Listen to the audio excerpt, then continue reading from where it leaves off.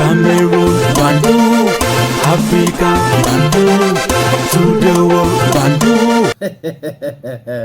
Les amis, à chaque fois que je ris comme ça, il faut savoir que je suis en train de parler ou de la défaite de la France, la défaite d'Emmanuel Macron, ou les déboires des Occidentaux, ou je parle de l'Ukraine, pour vous dire que la clairvoyance n'est pas de ce côté-là. C'est des gens qui ont toujours pensé qu'ils étaient très forts, dans les anciens là. Donc les papas, qui, quand ils étaient jeunes, ils étaient forts, et ils vieillissent, ils pensent qu'ils sont toujours forts. Donc, hein, old memories. Alors que la réalité est tout autre chose. Ah oui, la réalité aujourd'hui, c'est que la Russie est plus forte que toute l'Europe. La réalité, c'est quoi? C'est que la Chine et la Russie sont plus fortes que les Américaines ou les Otaniennes. La réalité, c'est que plus de la moitié de la population au monde n'est pas avec les Occidentaux. Plus de la moitié. Parce que la moitié, ce n'est pas l'Occident, n'est même pas. C'est-à-dire que si vous regardez les États-Unis, 300 millions, 350 millions, vous regardez l'Europe, c'est 450 millions de personnes. Et tout cela, c'est 1 milliard. On est en train de compter 7 milliards de personnes. Dans le monde, actuellement, on parle de plus de 7 milliards de personnes.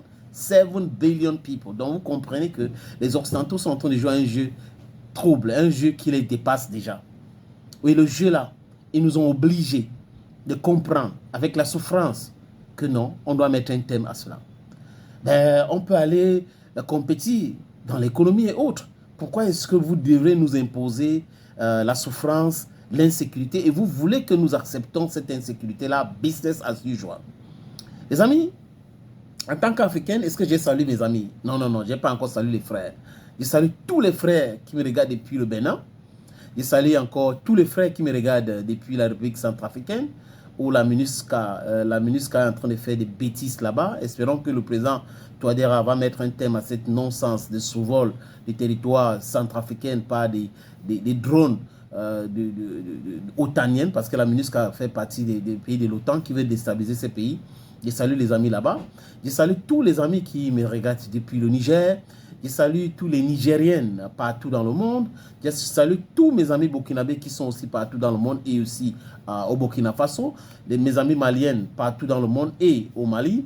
Je salue mes amis guinéennes, sénégalais, mes amis ivoiriens, mes amis camerounais, mes amis gabonais, mes amis centrafricains, j'ai déjà dit, mes amis tchadiens, mes amis congolais de Brazzaville, congolais de Kinshasa, dont la République démocratique du Congo, les Comores, je salue mes amis de Madagascar, mes amis de la Guinée-Bissau, en Guinée équatoriale aussi, les amis.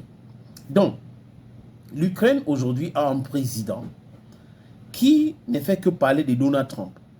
Parce que la peur a déjà envahi Volodymyr Zelensky. Vous savez, quand Zelensky devient président, Donald Trump était président. Et il a vu qu'il y avait le bashing contre Donald Trump et que, selon les renseignements, l'establishment ne voulait plus de Donald Trump. Donald Trump a essayé de demander à Zelensky d'ouvrir le dossier de la corruption du fils de Joe Biden, ancienne vice-présidence de Barack Hussein Obama. Zelensky avait refusé. Et comme la vengeance, c'est un plat qui se mange froid, Donald Trump n'a pas oublié. Laissez-moi utiliser mon expression à moi. Donald Trump n'a pas oublié. Donald Trump, lors de sa campagne, avait déjà dit qu'il va mettre un thème à la guerre en Ukraine. Zelensky sait, les Otaniens aussi savent pertinemment que ça sera en leur défaveur. Parce que, qu'est-ce qu'ils pèsent quoi? Qu'est-ce qu'ils offrent? Il n'y a rien. Les Européens n'ont rien à offrir. L'Ukraine n'a rien à offrir. Par contre, Donald Trump est en train de travailler pour que la Russie se déconnecte de la Chine. Mais la Russie n'est pas dupe. Du moins, le président Vladimir Poutine n'est pas dupe. C'est par contre le président Volodymyr Zelensky qui est dupe. Il a été dupé. Dupé par qui? Boris Johnson, qui est reconnu mondialement par les instances de la jeunesse africaine comme un mytho patenté. Les Africains reconnaissent Joe Biden comme un autre menteur. Olaf Scholz comme un menteur. Angela Merkel comme un menteur. François Hollande comme un menteur. Nicolas Sarkozy comme un criminel menteur. Macron comme un super menteur. Tous les autres, on les reconnaît comme des menteurs. Ils ont tellement menti qu'ils n'ont plus quoi mentir encore. Quand ils prennent la parole, avant de parler, on sait déjà que c'est le mensonge. Voilà à quel niveau nous en sommes avec ces gars-là. C'est de ça qu'il est question aujourd'hui. Le mec arrive à Kiev et dit à Zelensky, nous allons vous donner les armes, vous allez battre la Russie est faible aujourd'hui, ils n'ont plus d'armes, ils ne produisent rien. Et lui, au lieu de travailler avec son renseignement pour avoir les vraies informations, il a pris les informations de Joe Biden, de Boris Johnson, de Macron et les autres pour agent comptable. Quelle est cette naïveté-là? Comment un dirigeant peut être naïf à ce point-là? C'est pas possible. Ça, c'est la naïveté. C'est-à-dire que je ne sais pas comment qualifier ce type de naïveté, les amis. Bon, voilà donc la situation de l'Ukraine aujourd'hui. L'Ukraine a perdu près de 22 ou 25%, on dit 18%, je sais que c'est plus de ces territoires. Et c'est le poumon économique de l'Ukraine. Et Donald Trump arrive à gagner les élections aux États-Unis, à haut le main, battre les démocrates au Sénat, au Congrès, à la présidence. Une victoire propre, les amis. Et là, que se passe-t-il? Zelensky n'a que ses yeux pour pleurer. Et là, matin, midi et soir, Donald Trump. Il est imprévisible. Donald Trump est imprévisible. Vraiment, il faut qu'il mette la pression pour qu'il doit stopper la Russie. Donald Trump va stopper la Russie avec quoi? Alors que celui qui était ton soutien numéro 1, t'as tout donné. Ça n'a pas marché. Il a tout donné. Joe Biden a tout donné. Il a tout fait. Ça n'a pas donné. Il a essayé de négocier pour te dire que je ne t'écoute pas.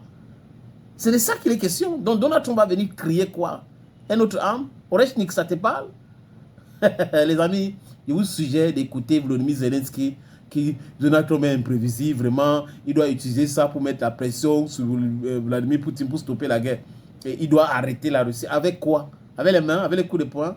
C'est pas possible. Les amis, je vous suggère donc de regarder. Trump